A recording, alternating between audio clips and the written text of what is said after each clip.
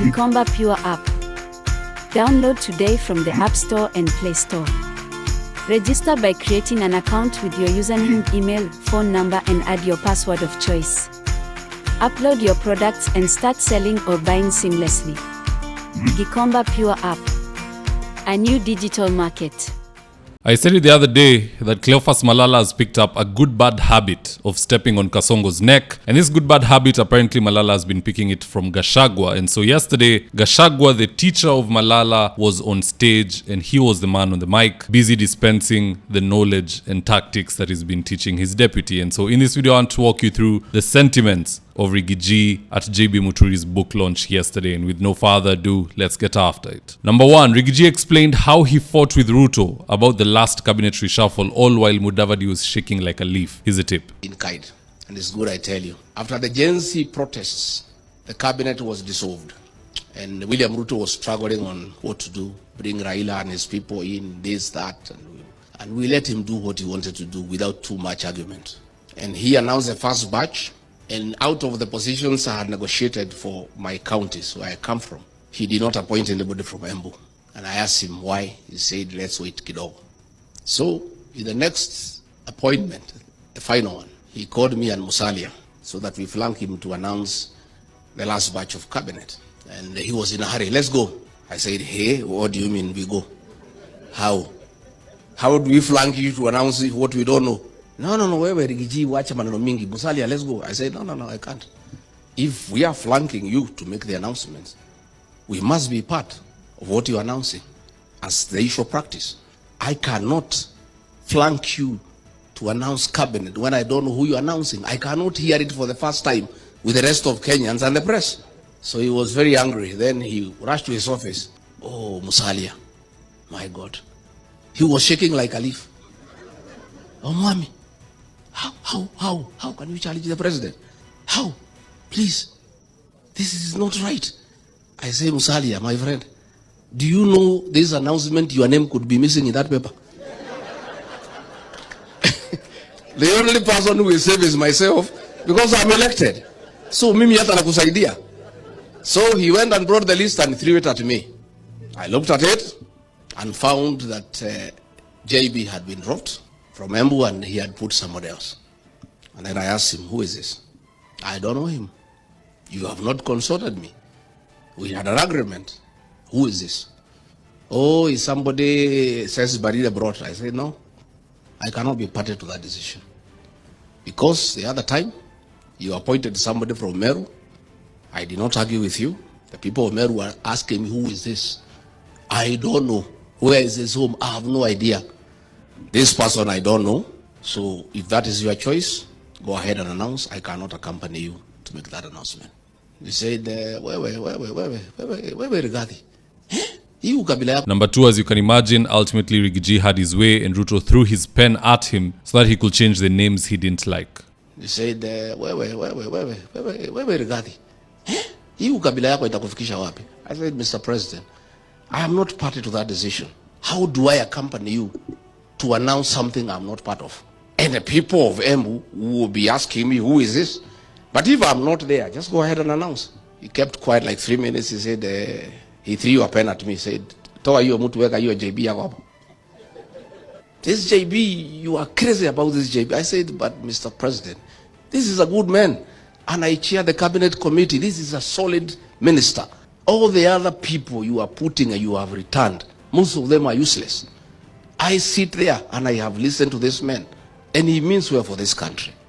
So why do you want to remove him? What is it that he has done? So he said, chukua.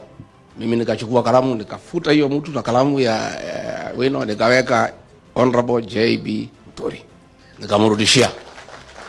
But then I told him, because I know you, if we go there and you announce the other name because I think that is what you want to do, I'll walk away when the press is live. So that's how JB Muturi got his job back. And after that, I was thrown away and he followed me. No wonder Ruto hits Gachagua, because Gachagua tells him the truth no matter what. Number 3, Rigathi explained the true origin of the beef between Ruto and JB Muturi. Just listening to this. I remember one day we were in Naivasha for a conference for cabinet secretaries and principal secretaries. And William Ruto called me to his room again and abused me and my community because of JB Muturi. Hii mtu yako ya bere, bure. Hebu muite hapo mwambie hiyo vitu nimwambie afanye. And he should not tell me anything. I'm the president. I am not a lawyer, but I'm the president. What I want must be done in this country. Can you look for him and you get back here uniambie? So nikatafuta JB, nikaita yeye kwa room yangu. JB, again wewe, you have robbed my boss the wrong way. What's the problem? JB said he is asking me to sign a deal to buy land with the funds from the Settlement Trust Fund, SFT, for putting up an industrial park. This fund, by law, you can only buy land to settle squatters, to settle Kenyans who are landless. You cannot use it to buy land for any other purpose. I cannot do it as Attorney General. Please tell him I will not do it. So I went back to him, I said, it cannot be done. And he has explained to me, and I agree 100%. So when JB Muturi says we need to call the country to order, he has lived those words.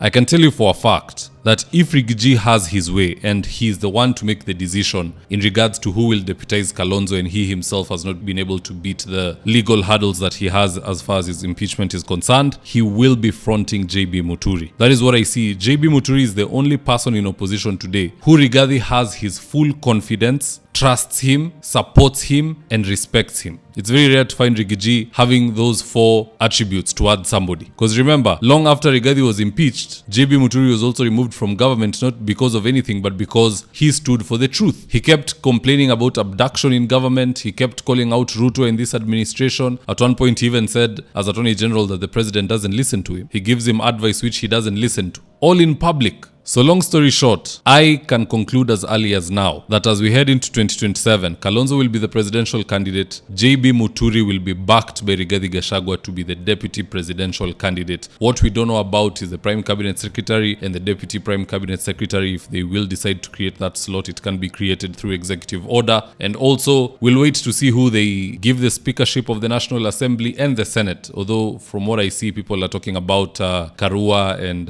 Eugene Wamalwa taking up those slots, but I don't think Karua would serve as Speaker of any of the houses, considering she already served as Minister of Justice under Kibaki, and she also served in the Moi administration. She's too senior for that position. But anywho, what say you guys? Do drop me your comments in the comment section below, and I'll do my best to read them and to give you a response. And with that, is today's ad of the day. If you're in need of office petitioning or home interior works, i.e. kitchen cabinets,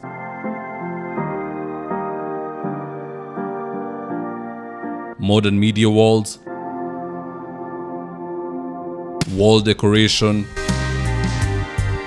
wainscoting, wardrobes, tiles, bathrooms, window blinds, gypsum, and so on,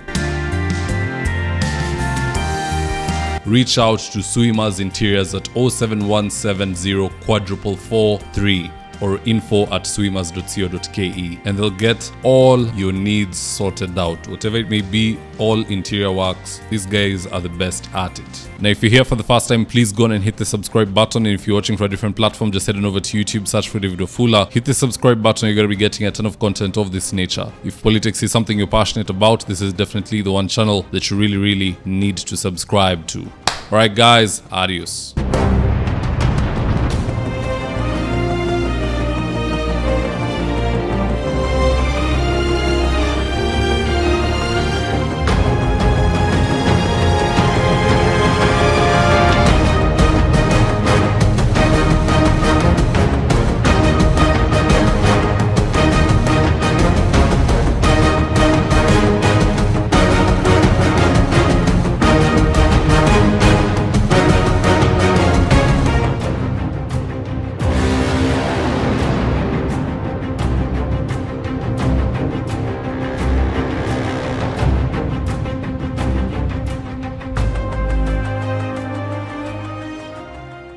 Thank you for choosing David Wafula as your primary news platform. We put countless hours in research, recording, and editing. By showing up each and every day to watch our videos, you encourage us to generate more videos for the viewers. We are on a mission to inform, educate, and build a better tomorrow. To our thousands of followers in a world full of presidents, kings, and queens, you are the real gem. Adios.